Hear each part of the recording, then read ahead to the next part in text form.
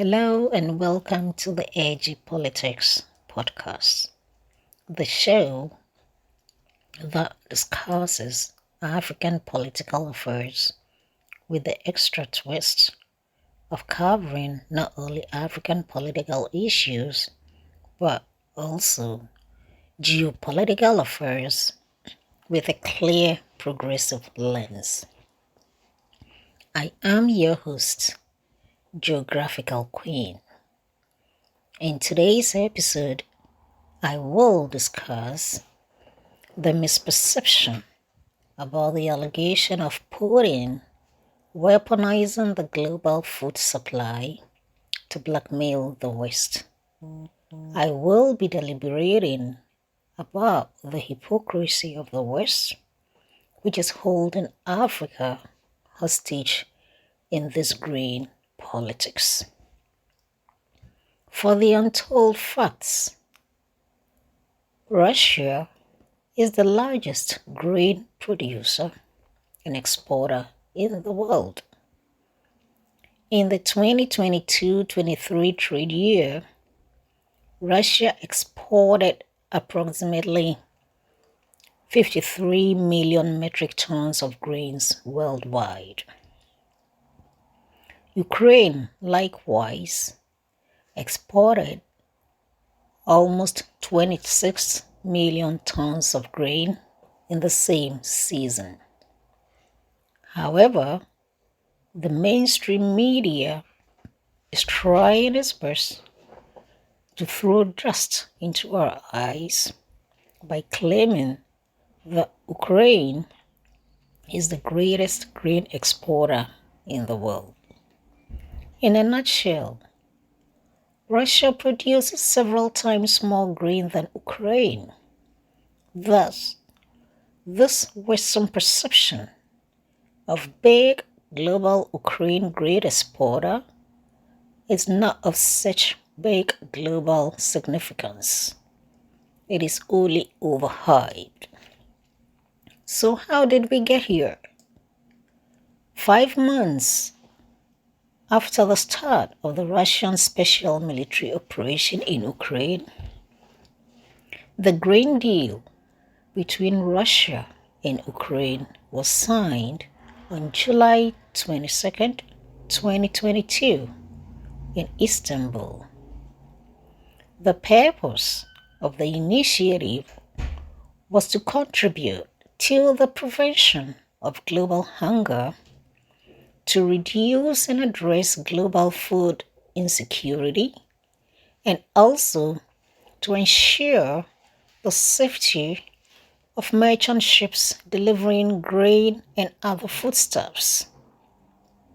A goodwill gesture from Russia to allow Ukraine to export grain, foodstuffs, fertilizer, including ammonia, to go through a safe maritime humanitarian corridor from 3 Ukrainian ports through the Black Sea. This initiative was brokered by the United Nations and Turkey, which eased Russia's naval blockade of Ukrainian ports. The first part of the agreement, which was signed by the UN and Turkey separately with Russia and Ukraine, was for a period of 120 days with the possibility of automatic extension on March 18, 2023. The second part, for a period of 3 years, was signed by the UN and Russia.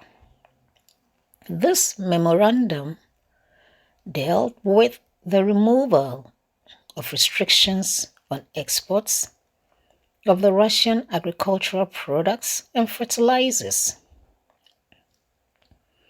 On 29 October 2022, Russia suspended its participation in the agreement after Ukraine used the opportunity to rather launched attacks on Russian ships and vessels in Sevastopol.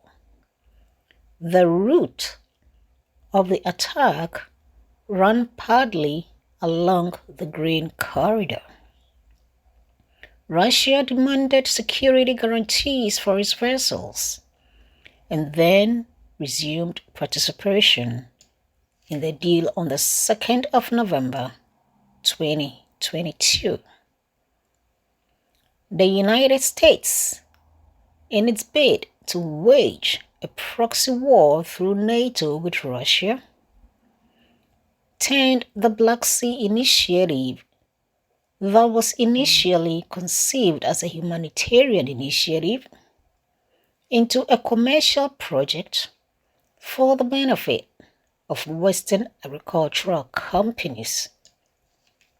For almost a year, food products were supplied not to the so-called destitute countries, but mainly to developed Western countries.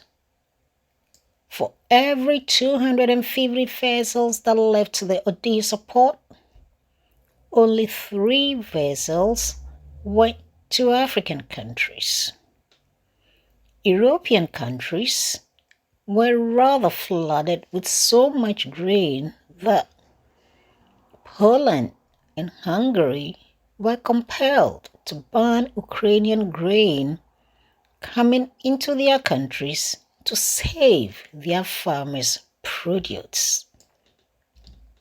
You would think that the hypocritical international community, led by the United Nations, found their voices to comment on this injustice, or the local authorities would do anything to ensure that the interrelated Istanbul agreements were effectively implemented.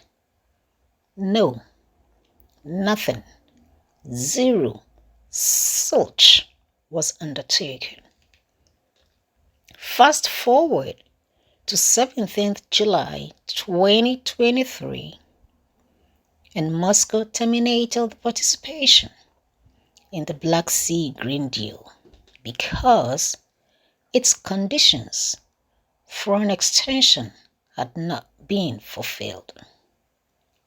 Moscow, however, asserted that it would return to the agreement once its conditions were met. The termination, according to Moscow, was not as a result of the series of explosions on the Kerch Bridge that linked Crimea and Russia by Ukraine, but rather the refusal of the West to fulfill their part of the deal was the reason why this agreement was terminated. One of the core demands from Russia was the reconnection of the Russian Agricultural Bank to the SWIFT system to enable exactly the so-called poor African countries to pay for their food products, just like how the Russian energy bank Gazprom was still connected to the SWIFT system to enable the rich Western countries to purchase their gas and oil. But surprise, surprise, the Western world, the one that cared so much about poor Africa, saw no need to reconnect the Agricultural Bank to the SWIFT system almost a year later. So what would have been wrong if the same access given to Gazprom to enable the West enjoy their energy products was also given to Africans to enable the Agriculture Bank to receive payments from African countries for the purchase of their grains. Apart from that, the so-called low-income countries received only 10% of corn and 40% of wheat. Most of the produce was sent to developed countries for better perspective. The US alone imported 150,000 tons of Ukrainian grain, while the World Food Programme struggled to ship just 725,000 metric tons to Afghanistan, Sudan, Djibouti, Ethiopia, Kenya, Somalia, and Yemen. So who was the beneficiary here?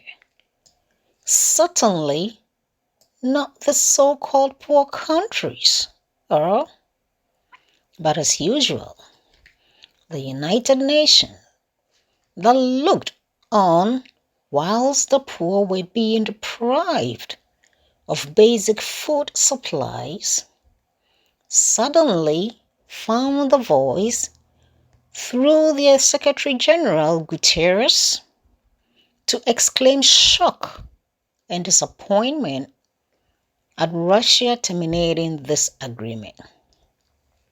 Guterres is now pretending to be lamenting that people are going hungry around the world.